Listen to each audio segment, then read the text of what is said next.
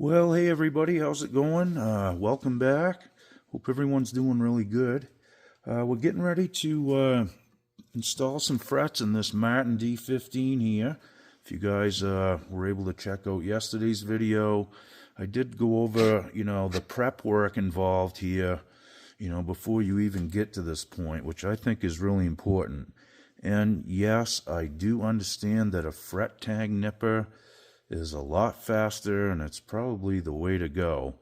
I was really just trying to demonstrate a way you could do it without buying one. If you don't want to spend whatever they are now, upwards of $100 or whatever, maybe you just got one fret job to do and that's it. So, or maybe you just need to replace a few frets. I just wanted to kind of go over that anyway, so you guys could see another way to go about it. Okay, enough of that. Let's get to it. I've got the frets taped down here, and a lot of times I'll just put them on a piece of wood and do it too, but this works as well. You can do it any way you'd like. This just kind of keeps them where they belong. So we're going to use fish glue today to glue these in too, and I'm just going to pound them in with a fret hammer. This is the fish glue that I'm using. It's Bench Q is the brand. I buy this on eBay, and it comes from Searsport, Maine. I believe that's made from the fish called the sturgeon, actually. Don't quote me. I could be wrong on that too. All right, let's get to it, and we'll get these frets in. Okay, so I got a damp cloth here to clean up the squeeze out when that happens, and I got a dry one here too to kind of wipe that off as I go. All right, we're going to put some fish glue in here.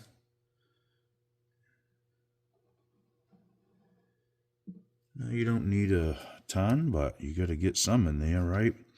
Okay, now I've gone through and checked every piece of fret wire here just to make sure that I got them cut to the right length, and we're not going to get any hang-ups here. I am going to put a little bit out on the edges too while I'm thinking of it, because we've got a place where there's no tang, so I'd like to get a little bit of glue there too.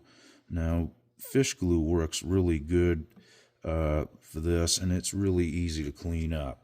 Okay, so I've got it started in there. Now what I'm going to do is just make sure I've got it kind of centered. Yeah, that's pretty good. So alright, now I'm just going to give it 5 good cracks right across there. Maybe 6.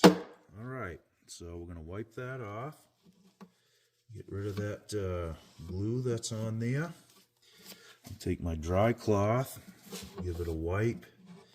And the first thing I'm going to do is inspect this. Make sure it's seated properly. If you can stick your fingernail under there, then that ain't good. Okay, so we're going to move right on to the next one. Okay, now you can press these in if you want to. You can use the vice grip style clamp they make as well. Completely up to you. You can pound them in this way too. As long as you get them down and seated, it really doesn't matter. That's just really just personal preference. So again, what I'm going to do is just make sure I've got that centered. Remember, we nipped the tangs off, so I don't want it all the way to one side pushing against the binding. So I just kind of center it in between, and that should do it.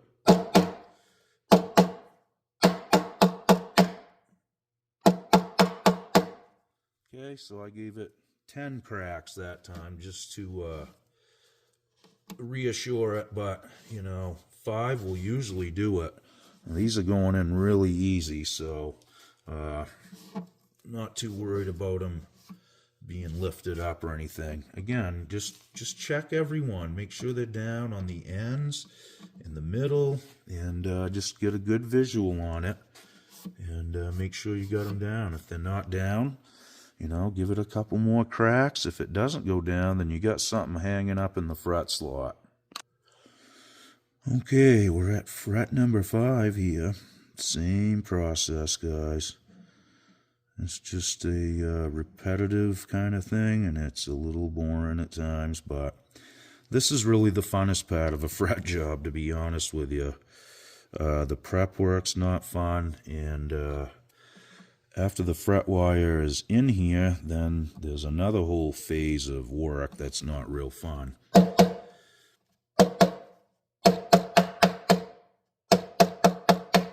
you got to be careful.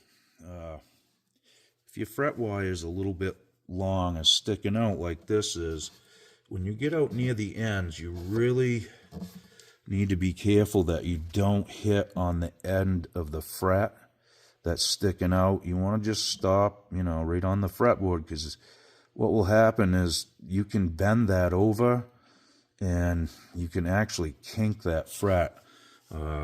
Sometimes they don't always kink, but you may have like a drop off there. All right, on to the next one here. Now, every once in a while, I just push down on the tape here just to make sure it isn't bouncing around on me. That's another thing. If that, this isn't foolproof, but it works for me. You just got to keep making sure everything's taped down every once in a while. You don't want them coming off and going in some random order, especially when you fit each one of these, individually. Oh, I dropped my fish glue, folks. Okay, let's get this one in. All right, that feels pretty good. All right. I also wanted to mention you can use Titebond on these too. Totally up to you. I'm going to go across that one more time. Okay. The thing about like Titebond, like I said, it works great. And the other thing that is kind of an advantage about it is you can see the squeeze out come out when you drive the fret down. So, after I drive the fret down, wipe it off, if I see something that's questionable, I'll tap on it, and you're able to see the glue squeeze out if it is a little bit high. Fish glue's a little harder to see, like, in that application, but still, it's the way I like to do it, and either way is fine. Well, we're gaining, folks. Everything's going really well. These are going in beautiful, which is going to save me a lot of work in the end, Dealing with uneven frets is another whole thing that you'll encounter, and that can be time consuming. All right, let's get that one started in. All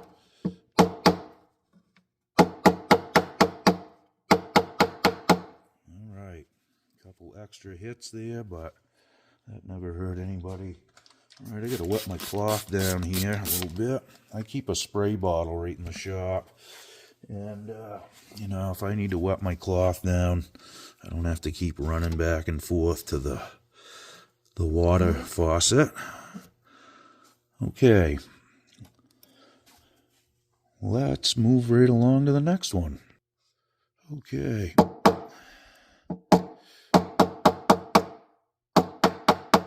Now, it doesn't hurt to go across them twice, like I said. I mean, if they're going in good, 5 usually will do it. That's just my little pattern, at least. You'll probably develop your own, but I keep checking these every time. I'm checking the edges, trying to stick my fingernail under there, making sure it's down good and flat. When the glue dries, it's going to stay there, obviously, but that's another advantage of using fish glue, or like hide glue, protein glues. Let's say that this end of this fret, I didn't get it seated down. I just didn't pound it down and missed it. Well, you can go back and just heat that with a soldering iron, get that glue hot, either press it or bang it back down in there without pulling the fret. Now, that doesn't work every time, but it is an option you can try at least. Okay, so I'm just going down through here and taking a new damp cloth that doesn't have glue on it, and I'm just trying to get a little bit of this off. Now you got to be careful. You don't want to hook the end of the fret wire, because you can pull them out of there right now pretty easy too. And I was going to get to that. I will let these sit for 24 hours, and then I'll come back and clip the ends off. I don't do that right now, just because sometimes you can actually lift that end of that fret up with your pliers when you're cutting them. You may not notice it, but it can happen. And again, I just like to wait till the next day. I know the glue will dry before that, but that just gives me some reassurance that I'm not going to lift any out, because that doesn't always end well either, folks. So anyway, that's my method. Again, I do own a fret press, and they work good. It's a little tedious with an acoustic guitar, just because mine's in the drill press, and I just don't want to drop the guitar or damage it. It's just really easier for me to do it like this on an acoustic. On an electric guitar with a neck unbolts like a Fender, I will use the fret press sometimes too. But in any case, be careful when you're pounding your frets in over the fretboard extension. That's danger zone up here, okay? You should support that with something. Even stick your hand in there if you have to, and don't wail on those, okay? Especially if it's an older guitar, because you don't know what's going on under there. It could be a broken brace already, a couple swats with a hammer, and then, you got a big crack in the guitar or something. So just be careful of that, like I said. Other than that, we're going to let this sit for 24 hours, and then we'll start the next phase, which is, clipping them all off and, check them to make sure they're level and straight and all that. And it should be good to go. Now, you don't always end up with a perfect fret job. You're going to end up with a high fret somewhere. It's just, I don't know why, but it's part of it. Whoever refretted it, whoever installed the frets in it at the factory probably ran into one too, Sometimes it's right spot on though, so, if you only have to mess with a few frets, that's a good day. All right, folks, well, we'll let this dry, and we'll see you tomorrow.